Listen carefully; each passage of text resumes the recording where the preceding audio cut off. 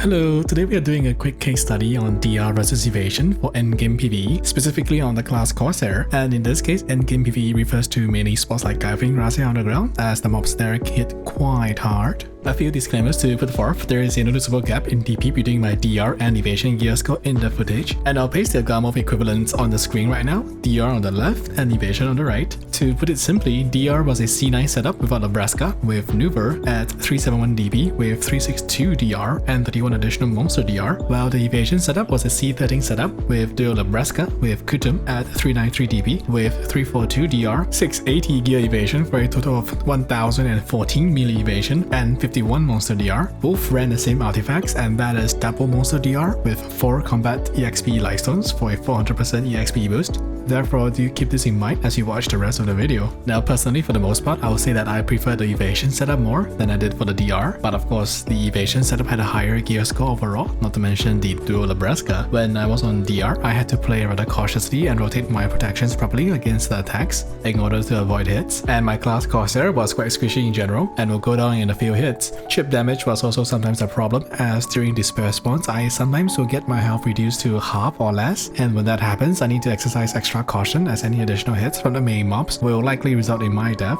Although contrary to most beliefs, Evasion didn't exactly allow me to evade those big hits from the big Giving Razzia sisters. I mean, sometimes it did, but for the most part the big attacks were often maybe around 7 out of 10 times they will still land, and I'll take more damage per big hit as my DR was actually lower. Therefore, I still had to be mindful of my protections and rotate them as need be. However, the main benefit that I experienced was that there were very little chip damage going through from the smaller mobs and AoEs. As a result, on Evasion I was able to, for the most part, play while paying a little bit less attention to the mobs and could afford to say look at chat a bit more or think about other things, as I had more leeway, i.e. I could stand to take an additional hit or two before my health drops to 50%. I could therefore forego like 1 or 2 protections occasionally and go for damage skills instead of evading away to recover my health. I'll let you watch a portion of the footage so that you can make the judgment call for yourself.